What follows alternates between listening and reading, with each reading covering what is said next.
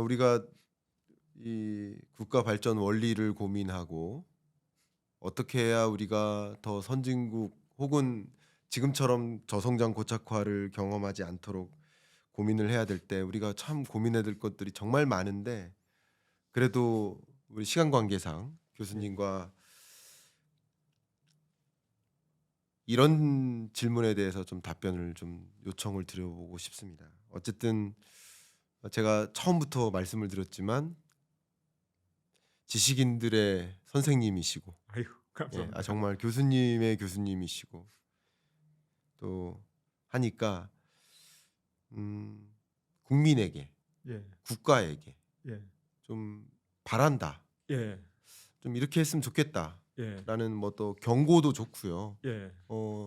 꾸짖음도 좋고요. 조언도 좋고요. 제언도 좋습니다. 예예. 좀 각층에게 좀 말씀을 주셨으면 좋겠는데 예. 먼저 예. 정말 자라나는 우리 제자들, 예. 학생들, 예. 2030 청년들에게 예. 특히 이제 시대 정신이라는 관점에서 예. 좀 한 말씀 해주시면 어떨지 먼저 예. 제가 각 계층별로 좀 쪼개서 여쭙도록 예. 하겠습니다. 예. 먼저 청년들에게 좀 이렇게 했으면 좋겠다라고 예. 제안해 주신다면. 사실 청년들은 미래의 주인들이죠. 미래의 주역들입니다. 그래서 네. 청년들이 굉장히 중요합니다. 네. 그래서 제가 이제 청년들한테 하고 싶은 얘기는 세상이 급변하고 있기 때문에 시대 정신이 급변하고 있다. 과거 농업 사회는 정체된 사회였어요. 변화가 없어요. 과거가 미래였어요. 근데 이제 가속적으로 더 빨리 가속하는 이 4차 산업혁명 시대에는 과거는 과거일 뿐 미래가 아닙니다. 그래서 미래로 가야 된다. 그래서 20세기의 성공 사례는 21세기의 실패 사례가 될 거다. 그래서 과거의 교훈, 20세기의 과거에 기반한 교훈이 바로 미래의 실패를 위한 착각이 될 수가 있다. 그래서 청년들이 요즘 제일 추구하고 우수한 사람들이 하려고 그러는 게 의사, 법관, 공무원 아니었습니까? 네. 의사, 법관, 공무원은 인공지능이 나오고 인공지능이 로봇이 나오는 이런 미래 4차 산업 시대에는 성공한 사람이 아니라 실패한 사람이 될 수 있습니다. 그래서 과거는 없다. 이제 새로운 미래로 가라. 그 미래는 한마디로 첨단 산업 기술 그 이상도 그 이하도 아닙니다.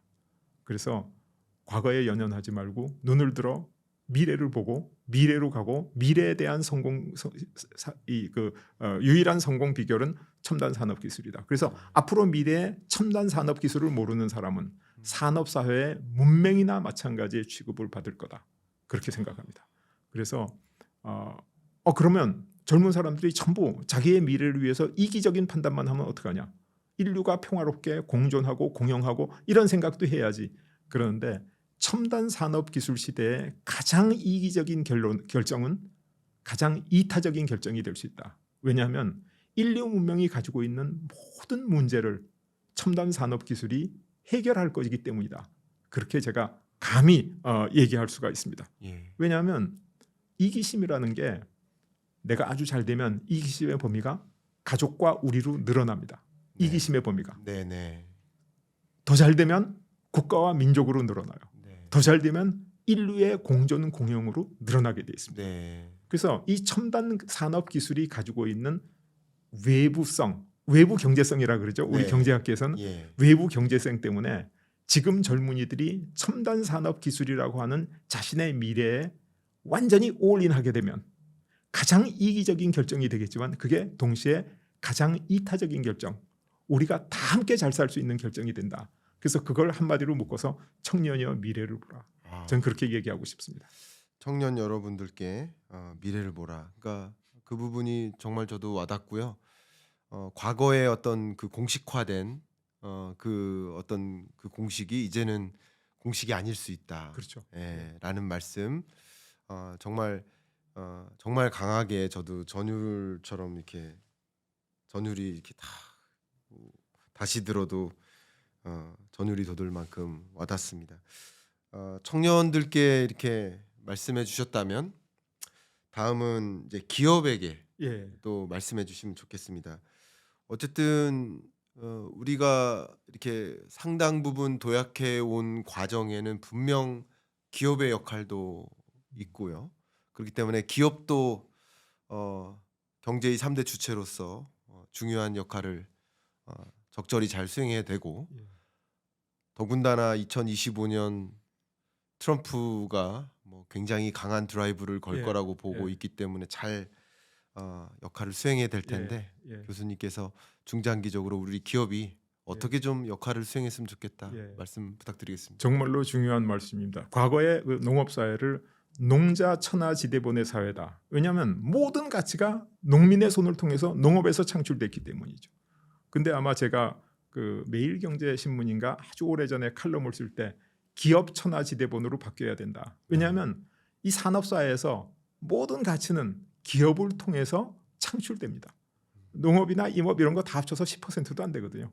그래서 기업이 정말로 중요합니다. 근데 기업이 뭐냐 하면 둘로 나눠집니다. 하나는 법인으로서의 기업이 있고, 하나는 기업을 움직이는 기업가로서의 그 위치가 있고, 그래서 기업에 바라는 것과 기업가에 바라는 것은 조금 다를 수가 있습니다. 근데 저는 기업이 뭐냐 하면 이윤을 창출하는 거 첫째 목적 아닙니까? 매출을 확대하는 거 제일 좋은 일 아니에요? 그래서 기업한테 이윤을 창출하고 매출을 확대해라. 기업의 기본 목적에 충실하라. 이렇게 얘기하고 싶습니다. 왜냐하면 기업이 이윤을 많이 축적하면 그게 연구개발 투자로 다 들어가거든요. 매출을 확대하면 또 그 연구개발, 이 기술의 그 사회적인 효용이 많은 소비자들한테 혜택을 주거든요.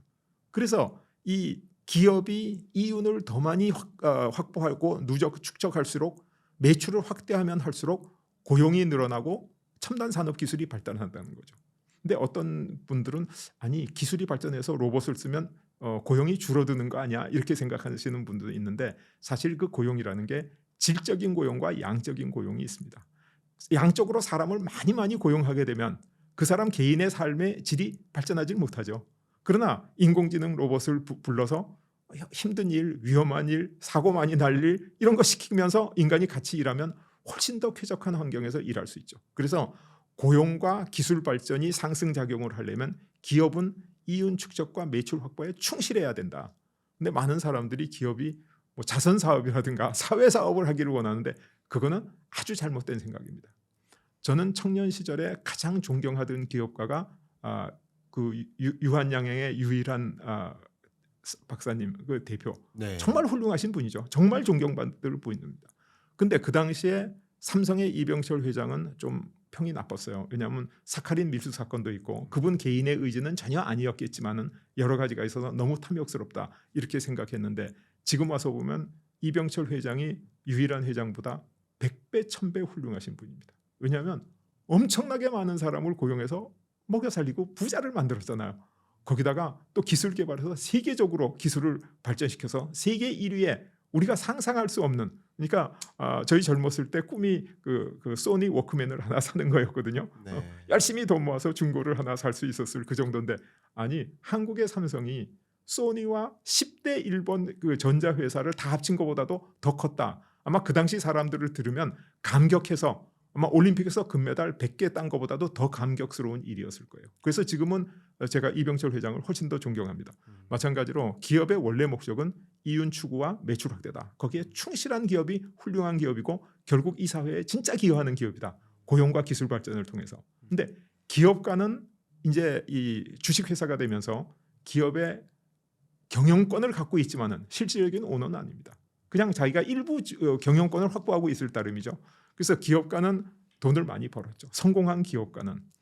그래서 기업가로서 성공한 사람들은 엄청난 능력과 엄청난 행운을 타고난 그런 사람들이죠. 이분들이. 근데 대한민국의 기업가들이 그럼 혼자 잘나서 성공한 거냐? 꼭 그렇지는 않습니다. 사실 국가가 우리나라를 산업하기 위해서 기업한테 엄청난 혜택을 제공했죠. 아니 뭐 유럽도 그렇고 다른 나라도 다 그렇잖아. 근데 그렇지 않습니다. 유럽의 부르주아는 절대 왕정으로부터 자유와 이 평등과 박애라는 이 근대 사회의 가치를 쟁취하기 위해서 아주 피를 흘리면서 절대 왕정과 싸워서 이걸 쟁취했죠. 그래서 존경받죠. 그런데 우리나라의 부르주아 기업가들은 그렇게 싸우지 않았죠. 국가의 특혜를 받았죠.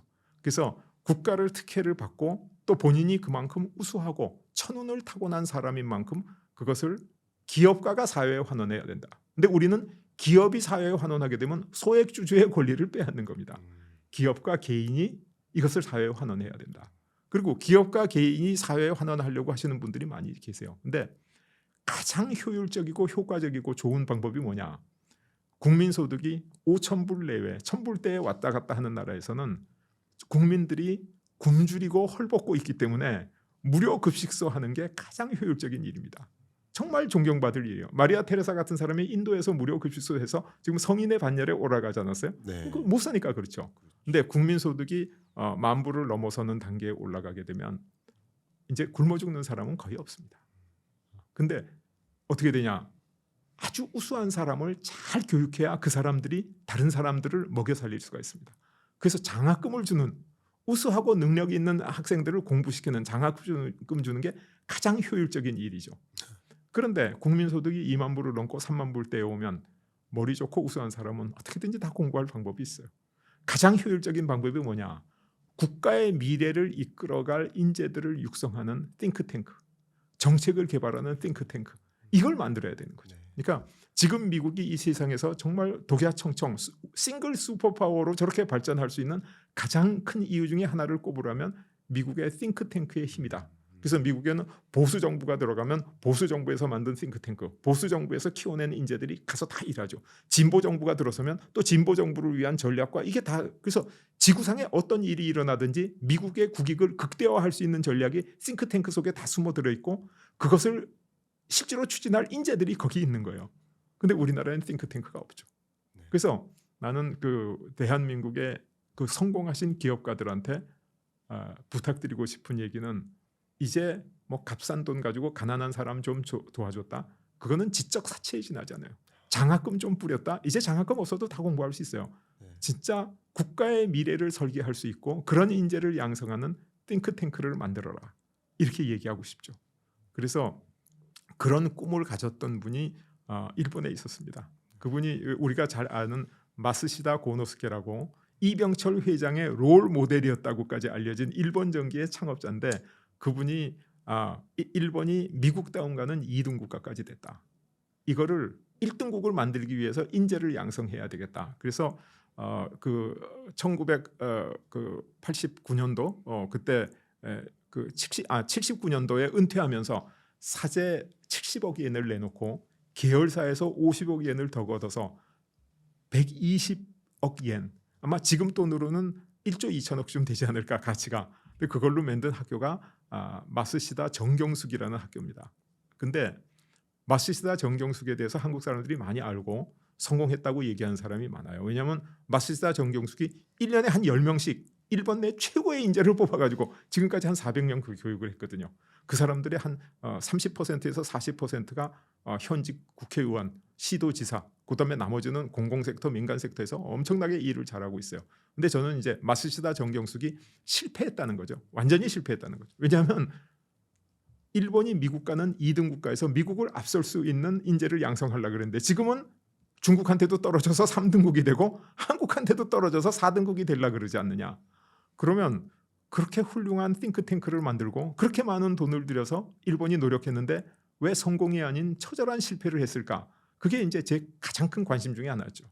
근데 결론이 뭐냐면 마스시다 정경숙에서 4차 산업혁명을 안 가르친 거예요. 마스시다 정경숙의 커리큘럼에 4차 산업혁명이 없습니다. 그래서 이게 이제 정말 결정적인 실패의 원인이라고 생각하는데, 지금 대한민국에도 뜻있는 분들이 가끔 계시긴 합니다.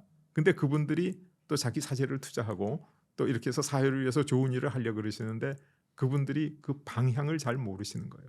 그래서 이게 정말 발전적이고 성공하는 방향으로 나가야 되는데 국가 발전 원리에 대한 기본적인 이해의 부족으로 우리 사회에서 이게 조금 방향을 잘못 잡아서 소기의 성과를 거두지 못한다. 그게 가슴 아픈 일이죠.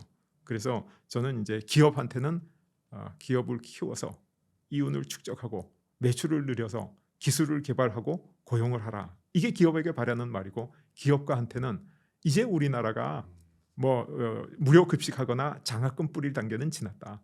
정말 대한민국의 미래를 책임질 띵크탱크를 만드는 일, 여기에 좀 기여를 해 주셨으면 그게 바로 우리나라의 기업가들이 국가와 사회로부터 받은 엄청난 특혜 거기에 진심으로 보답하는 길이고 노블레스 오블레주를 실천하는 길이다. 저는 그렇게 말씀드릴 수가 있습니다. 네. 예.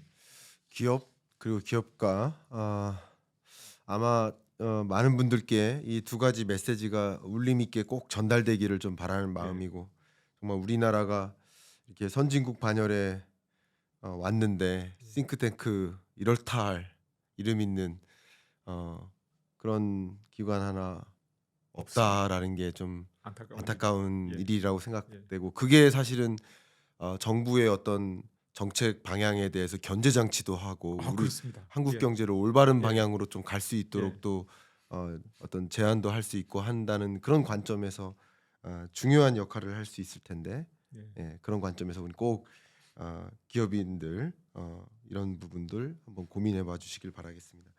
자 이제 거의 마지막 질문 몇 개 안 남았습니다. 예. 이제 정부에 대한 예. 가계 기업 정부 이제 예. 정부인데요. 그런 말씀을 좀 해주셨었어요. 좀 울림 있는 말씀이신데 무능한 충신은 암적인 존재다. 예. 이 말씀 뭐 어느 정도 알아듣기는 할 것 같습니다만 조금 구체적으로 이 말씀의 배경 예. 어떤 말씀이실까요? 예. 아주 예리한 지적을 해주셨는데 국가와 사회 이거를 근본적으로 망치는 것은 간신보다도 무능한 충신이다. 제가 이렇게 이야기를 하고 있죠. 왜냐하면 간신은 자기가 나쁜 짓을 하는 줄 본인도 알아요. 네. 또 남한테 보이기 싫어요. 그래서 숨어서 몰래 해. 그래서 간신이 정말 나쁘지만은 간신이 하는 나쁜 짓, 부정, 부패, 비리는 우리 일반 사회에서 크게 확산이 안 되는 경우가 많습니다. 네. 왜냐하면 감시 장치가 많으니까요, 현대에는. 네. 그런데 무능한 충신은 자기가 하는 일이 정당하고 올바르고 국가와 사회에 도움이 된다는 착각 속에서 내놓고 하고 연대해서 하고 떼지어 하고 그러니까 양적으로 볼 때는 무능한 충신의 폐해가 간신의 폐해보다 더 크다. 그래서 제가 간신을 옹호하는 게 전혀 아닙니다. 부정과 비비리를 옹호하는 게 아니에요.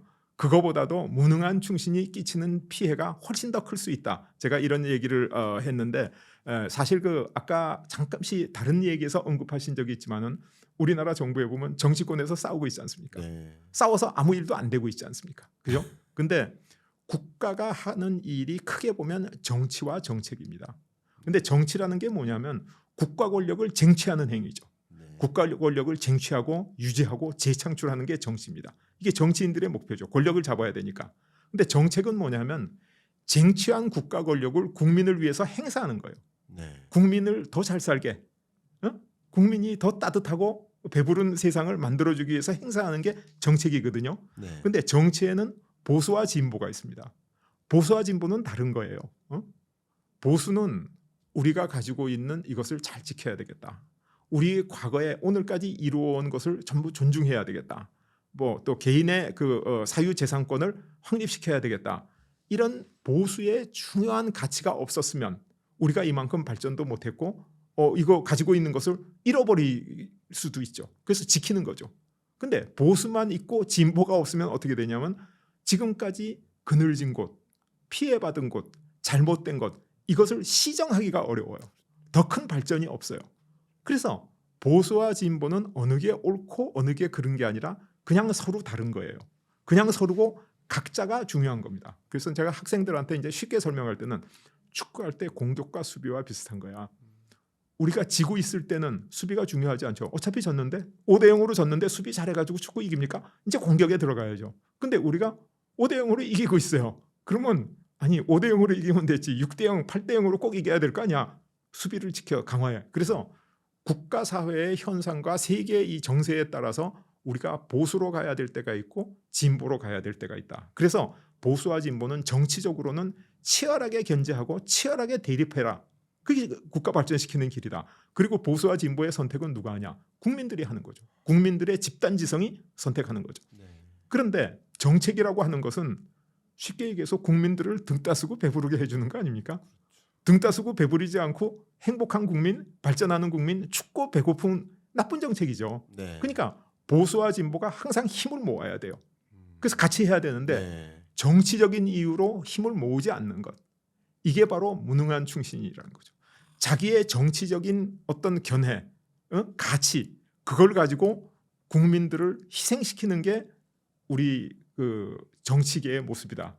왜냐하면 그러니까 우리나라 이 한반도만한 나라가 지구상에서 세계를 제패하고 5대양 6대주를 만들고 팍스 브리타니카를 만든 사례가 영국 사례 아닙니까? 근데 영국의 보수를 대표하는 사람이 디스레일리라는 총리였고요. 진보를 대표하는 사람이 그래드스턴이었거든. 이 두 사람이 서로 악담을 교환했어요. 당신 같은 사람은 교수형에 처해야 된다는 등, 역병에 걸려서 죽어야 된다는 등, 그러면서도 이 사람들이 예를 들어서 교육법, 노동법, 공중보건법 이럴 때 힘을 다 합쳐서 해요. 이렇게 서로 증오하는 사이에 있는 보수와 진보가 이 정책에 대해서는 힘을 다 합쳤죠. 그래서 심지어는 이제 그 보수적인 수상 디스레일리가 인도를 완전히 병합해서 영국 황제가 인도의 황제를 겸하는 법을 올렸는데, 진보적에서 보면 이거 완전히 가치가 나쁜 거거든요. 제국주의거든요. 근데 디스레일리는 글래드스톤이라는 진보의 영수는 이 보수의 정책에 반대하는 의견을 내놓지 않았어요. 왜냐하면 그게 영국의 국익과 영국 국민의 행복에 도움이 된다 그래서. 그다음에 영국의 글래드스톤 같은 진보에서 빈부의 격차를 줄이는 법을 만들어서 부자들한테 세금을 많이 걷어서 가난한 사람 줘야 된다. 이게 보수의 가치에는 좀 잘 안 맞죠. 자유민주주의의 사유재산권이 보장돼야 되니까. 근데 디스레일리 같은 보수의 영수가 뭐라 그랬냐면, 오두막이 행복하지 않으면 궁전도 편안할 수가 없다. 그래서 이걸 합쳤어요. 그러니까 영국의 보수와 진보가 성공할 수 있던 이유는 정치적으로는 견제하고 싸우고 대립했지만은 정책적으로는 힘을 모아가지고 힘을 합쳤기 때문이라는 거죠. 그래서 우리도 여당과 야당, 진보와 보수가 힘을 합쳐야 되는데, 국가와 민생 법안에서 힘을 합치지 않고 자기의 그 명분, 자기의 가치를 주장하는 게 무능한 충신의 가장 대표적인 사람들입니다. 그 사람들의 폐해가 가장 심한 거죠. 그래서 아니 우리가 뭐 지금 89%의 효율을 냈으면 꼭 90% 가야 돼? 이렇게 얘기하는 사람이 있는데, 89%의 정책 효율은 제로입니다. 90%는 100%예요. 그게 승자 독식의 사회 아닙니까? 그죠? 물건이 조금만 싸고 좋으면 다 팔리고, 그렇죠. 조금만 비싸고 조금만 나쁘면 안 팔리는 거지. 이게 51% 좋으니까 51% 사주고 49% 좋으니까 이렇게 되지 않거든요. 완전히 승자 독식의 사회가 이 시대의 이 환경이거든요. 이게 대자연의 법칙이거든요. 그래서 이 승자 독식의 사회에서 정치적인 견해를 가지고 정책적으로 국가 발전과 민생을 돕지 않는, 이게 무능한 충신의 가장 대표적인 사례입니다. 아주 극적인 예를 들면, 일본 왜군이 쳐들어온다 그러는데 우리 동인서인 정치 싸움하느라고 쳐들어온다 안 쳐들어온다 이렇게 얘기한 거나 마찬가지라고 할 수 있죠. 네. 그래서 무능한 충신의 가장 대표적인 게 이 자기의 정치적인 가치와 명분을 기반으로 해서 민생법안, 국가발전법안 이런 데 동의하지 않는 경우, 이런 걸 무능한 충신의 가장 대표적인 사례로 볼 수 있죠. 네.